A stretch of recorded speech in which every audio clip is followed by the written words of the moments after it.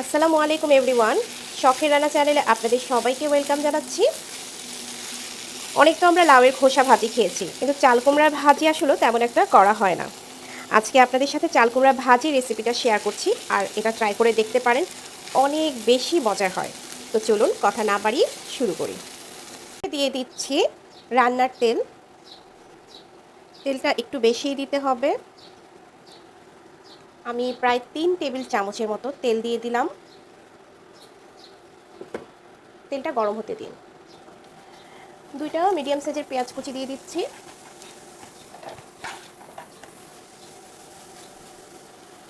পেঁয়াজটাকে মিনিট খানেক ভেজে নিতে হবে। মিনিট খানেক ভেজে নিয়ে দিয়ে দিচ্ছি 1/4 চা চামচের মতো হলুদ গুঁড়া।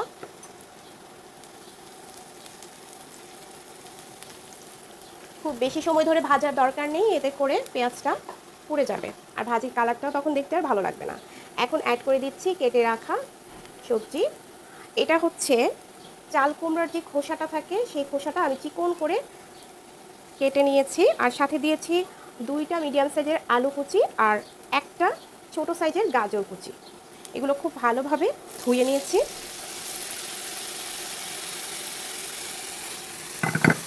নর্মালি আমরা লাউয়ের যে খোসাটা থাকে সেটার ভাজি খাই, তবে চাল কুমড়ার খোসার ভাজিটা তেমন একটা খাওয়া হয় না।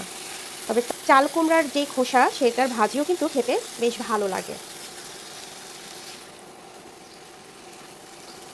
নেড়ে মিশিয়ে নিচ্ছি। এখানে প্রায় 6-7টা কাঁচামরিচ ফালি করে নিয়েছি। ঝালটা আপনারা আপনাদের টেস্ট অনুযায়ী দিবেন। আর দিয়ে দিচ্ছি স্বাদ মতো লবণ। আমি 1 চা চামচের মতো লবণ দিচ্ছি। যদি লাগে পরে অ্যাড করে নিব, তবে প্রথমেই বেশি লবণ দেওয়া যাবে না। আবারও সব কিছু নেড়ে মিশিয়ে নিচ্ছি। চুলার ফ্লেমটাকে হাইতেই রাখতে হবে, লোতে রাখার কোনো দরকার নেই। ঢেকে দিয়ে অপেক্ষা করছি 10 মিনিট। এ পর্যায়ে চুলার হিটটাকে মিডিয়াম করে দিতে হবে। প্রায় 10 মিনিট পর ঢাকনাটা তুলে নিলাম। ভাজির যেই পানিটা ছিল, পানিটা প্রায় শুকিয়ে এসেছে। এখন এই ভাজিটাকে আরও বেশি সুস্বাদু করার জন্য এখানে প্রায় 6-7 কোয়া দেশি রসুন আমি একটু থেতো করে নিয়েছি, এটা দিয়ে দিচ্ছি। এটা দিলে ভাজির টেস্টটা অনেক বেশি বেড়ে যায়। আর একটা বড় সাইজের টমেটোটা সম্পূর্ণ পাকা না, আধা পাকা আধা কাঁচা, এরকম একটা টমেটো দিয়ে দিচ্ছি। আপনারা চাইলে সম্পূর্ণ পাকা টমেটো দিতে পারেন, আর যদি টমেটোর সাইজ ছোট হয় সেক্ষেত্রে 2টা দিবেন। মিশিয়ে নিচ্ছি।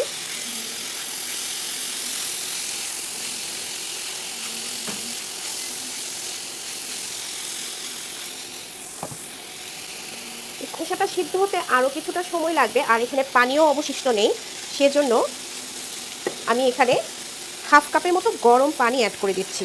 অবশ্যই গরম পানি দিবেন, কোনোভাবেই ঠান্ডা পানি দেওয়া যাবে না।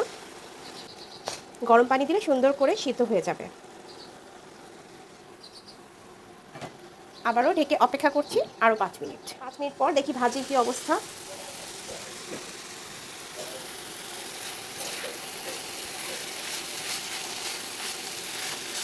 লবণটা একটু চেক করে দেখতে হবে ঠিক আছে কিনা।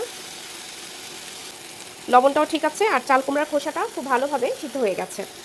এখন চুলার ফ্লেমটাকে হাইতে করে আর একটু নেড়ে চেড়ে নামিয়ে নিতে হবে, আর নামানোর আগে কিছুটা ধনেপাতা কুচি ছড়িয়ে দিতে হবে।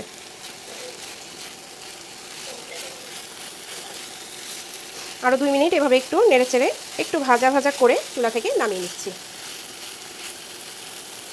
দেখতেই পারলেন, খুব সহজেই কিন্তু একটি ডিশ তৈরি হয়ে গেল।